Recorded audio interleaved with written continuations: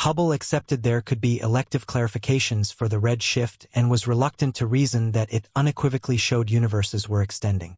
Moreover, the way that there was a previous extension of universes doesn't be guaranteed to infer that universes are as of now extending. Telescopes can just notice the past, not the present. The Holy Book demonstrates that the sky were once loosened up, as referenced in different entries. If the theory of how things came to be is exact, the early universe would have been loaded up with a uniform appropriation of gases. This consistency would have kept the gases from bunching together due to inadequate gravitational fascination, upsetting the development of stars and planets. Enormous detonation defenders proposed the presence of dark matter to give the fundamental gravitational power for the arrangement of systems and stars. However, there is at present no exact proof supporting the presence of dark matter. The idea of dark matter has, truth be told, faced expanding doubt inside the academic community. While huge explosion defenders contend that dark matter is the just clarification for certain cosmic ways of behaving, others have introduced an elective hypothesis called altered Newtonian elements, suggesting that dark matter may not be important to make sense of the noticed development of galaxies. Dr. Dwayne T. Gish, a late creationist and that's what researcher, argued that regardless of whether dark matter existed, it could not account for the development of the monstrous cosmic designs seen in the universe.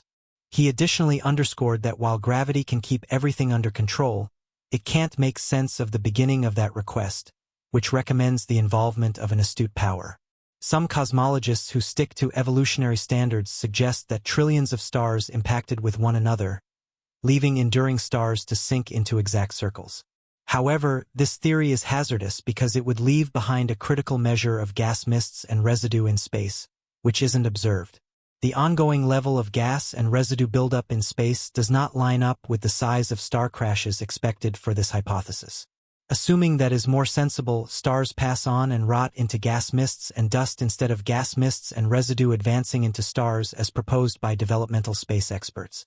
These stargazers frequently affirm that gas mists and residue, for example, those in the mainstays of creation, are the origin of stars.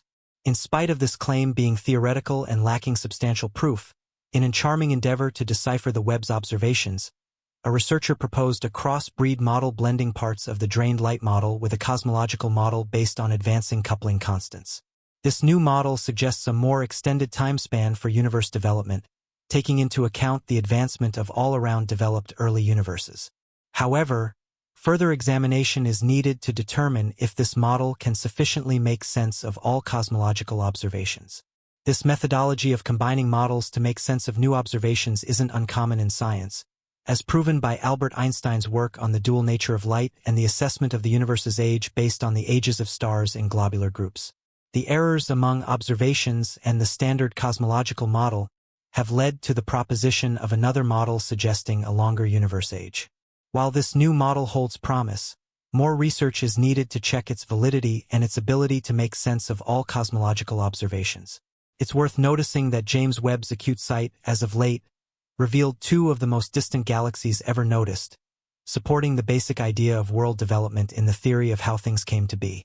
This discovery was made possible by the gravitational lensing effect of the World Group, a 2744 otherwise called Pandora's Bunch located around 3.5 billion light-years away. This bunch's colossal gravity twists spacetime, amplifying the light from more distant worlds. Using the James Webb Space Telescope to look for ahead-of-schedule systems magnified by this gravitational lensing, Bingo Wang from Penn State E-School of Science and an individual from the Uncovered Group found two of the highest redshift universes at any point noticed. The cosmological redshift brought about by the universe's ceaseless expansion results in the expanding of light frequencies. The farther a world is, the more the universe has extended during the journey of its light across space, resulting in an expanding of the light's frequencies. This extending changes the light from tighter, somewhat blue frequencies to redder ones, eventually falling into the infrared region of the electromagnetic spectrum. Galaxies that existed between 3 and 400 million years after the Big Bang have had their lights extended into these infrared frequencies, which are imperceptible to people but detectable by the Webb's near-infrared camera and near-infrared spectrometer instruments. Wang and her team successfully identified the lensed images of two high redshift galaxies. One of them, designated Reveal Z13, has a redshift of 13.79%, setting it in the universe just 330 million years after the Big Bang. The other newly found galaxy, Reveal Z2, has a redshift of 12.393, ranking it fourth in the all-time list of most distant galaxies. This world provides us with a perspective on the universe as it was only 350 million years after the Big Bang. What sets the two Reveal galaxies apart is their appearance. While different galaxies seen at similar high redshifts appear as point-like dots indicating they are very small, potentially a few hundred light-years cross, the Reveal galaxies show structure. Wong figured out previously found galaxies at these distances appear as a dot in our images, but one of our own seems elongated, almost like a nut, and the other looks like a fluffy ball. These galaxies are also larger, with Reveal Z12 including an edge on disk roughly 2000 light a very long time across, which is multiple times larger than other galaxies seen from this time. The explanation for this size difference is unsure and could be because of how the stars formed or, on the other hand, what has been going on with them after arrangement. Regardless, the variety in system properties at this beginning stage is entrancing. Even at this beginning stage in the universe, the distinction in system properties is striking. Yet both of the newfound domains display attributes that strongly align with the Big Bang model. As indicated by this model, galaxies initially formed small and then rapidly grew through mergers with other galaxies and gas mists. This growth stimulated further star development, leading to an increase in the overflow and assortment of elements within these young galaxies, including substances heavier than hydrogen and helium. The galaxies revealed by Reveal Jokeplanned are youthful, little, have a low wealth of weighty components, and are effectively forming stars, all of which supports the theory of how things came to be. Joel, an associate professor of stargazing and astronomy at Penn State College and a COR scientist in Wong's group, commented, "Incredibly, the Webb telescope can see even higher redshift universes than Reveal Z13 and Z12, meaning they'd be even more youthful. However, it didn't identify any being lensed by the Pandora group, as Elle said. That could mean that galaxies simply didn't form before that time and that we won't find anything farther away, or it could mean we didn't get lucky enough with our little window." Space experts will continue looking using a huge number of lensing bunches to open up new windows into the profound universe UN in search of a portion of the primary systems out in the immense scope of space. The James Webb Space Telescope is already changing comprehension, and we might interpret the universe for the James Webb. The disclosures are coming in fast progression, with each image disclosing new wonders from the far-off corners of the universe to the planets within our own planetary group.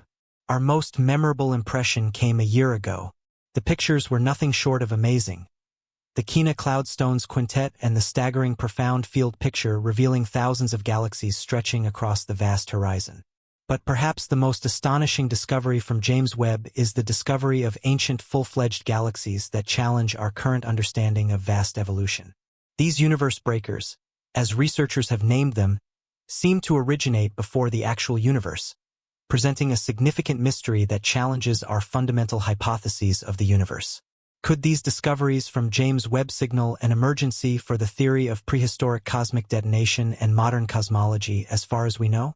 Join us as we dig into the implications of James Webb's remarkable discoveries and their potential to reshape our understanding of the universe's origins. The idea of the Big Bang started from three key observations embedded within Einstein's general theory of relativity. First, that a universe filled consistently with matter or energy can't stay static and must either contract or, on the other hand, expand. Second, the observation of winding and Tikal universes past the smooth way with their distances and red shifts showing an expanding universe. And third, the end that if the universe is expanding today, it must have been denser and smaller before. George Lemaitre was the first to arrange these insights in 1927, followed by free affirmations from Howard Robertson, Edwin Hubble, and Arthur Walker. This system led to further derivations such as the early universe being hotter and denser, and as it expands, it cools. This cooling process was anticipated to leave behind a remainder radiation known as the inestimable microwave foundation, which we notice today as an affirmation of the theory of how things came to be.